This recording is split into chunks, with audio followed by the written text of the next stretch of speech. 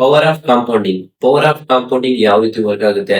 ಪ್ರತಿಯೊಬ್ಬ ಇನ್ವೆಸ್ಟರ್ ಕೂಡ ಈ ವಿಷಯದ ಬಗ್ಗೆ ತಿಳ್ಕೊಳ್ಳೇಬೇಕು. ಇದ್ರ ಬಗ್ಗೆ ತಿಳ್ಕೊಂಡ್ಮೇಲೆ ನೀವೇ ಹೇಳ್ತೀರಾ, ಗುರು ನಾನು ಕೂಡ ಇನ್ವೆಸ್ಟ್ ಮಾಡ್ಬೇಕು, ನಾನು ಹೆಂಗಿದ್ದಾಗಲೇ ಇನ್ವೆಸ್ಟ್ ಮಾಡ್ಬೇಕು ಅಂತ ನೀವೇ ಅನ್ಕೋತೀರಾ. ಯಾಕಂದ್ರೆ ಪವರ್ ಆಫ್ ಕಾಂಪೌಂಡಿಂಗ್ ಅಷ್ಟೊಂದು ಕೆಪಾಸಿಟಿ ಇದೆ. ಜಗತ್ತಿನ 8ನೇ ಅದ್ಭುತ ಅಂತ ಏನಾದ್ರು ಇದ್ರೆ ಅದು ಪವರ್ ಆಫ್ ಕಾಂಪೌಂಡ್ ಇಂಟ್ರೆಸ್ಟ್ ಅಂತ ನಾನು ಹೇಳ್ತಾ ಇಲ್ಲ.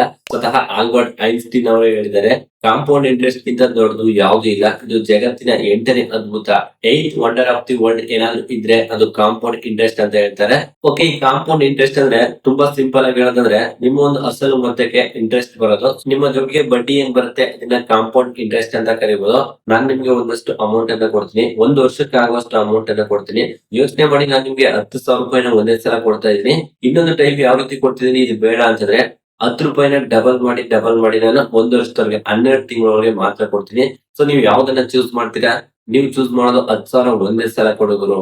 ಯಾಕಂತಂದ್ರೆ ಈ ಒಂದು 10,000 ಒಂದೇ ಸಲ ಸಿಕ್ಕಿದ್ರೆ ನಾನು ಯಾವ್ದಕ್ಕಾದ್ರೂ ಯೂಸ್ ಮಾಡ್ಕೋಬಹುದು. ಸೊ 10 ರೂಪಾಯಿ ಯಾರು ಚೂಸ್ ಮಾಡಿದ್ರೋ ಅವ್ನಿಗೆ ಇವಾಗ ಎಷ್ಟು ದುಡ್ಡು ಸಿಗ್ತಾ ಇದೆ ಅಂತಂದ್ರೆ 40,940 ರೂಪಾಯಿ ಸಿಗ್ತಾ ಇದೆ. ಬಟ್ ಅದು ಒಂದೇ ಸಲ 10,000 ರೂಪಾಯಿನ ಯಾರು ಚೂಸ್ ಮಾಡಿದ್ರೋ ಅವ್ರಿಗೆ 10,000 ರೂಪಾಯಿ ಮಾತ್ರ ಸಿಗ್ತಾ ಇದೆ. ಸೊ ಇಷ್ಟೇ ವ್ಯತ್ಯಾಸ. ಕಾಂಪೌಂಡ್ ಇಂಟ್ರೆಸ್ಟ್ ಯಾವ ರೀತಿ ವರ್ಕ್ ಆಗುತ್ತೆ ಅದಕ್ಕೋಸ್ಕರನೇ ಆಲ್ಬರ್ಟ್ ಐನ್ಸ್ಟೀನ್ ಜಗತ್ತಿನ 8ನೇ ವಂಡರ್ ಅಂತ ಏನಾದ್ರು ಇದ್ರೆ ಅದು ಪವರ್ ಆಫ್ ಕಾಂಪೌಂಡಿಂಗ್ ಅಂತ ತಿಳಿಸ್ಕೊಟ್ಟಿದ್ದಾರೆ.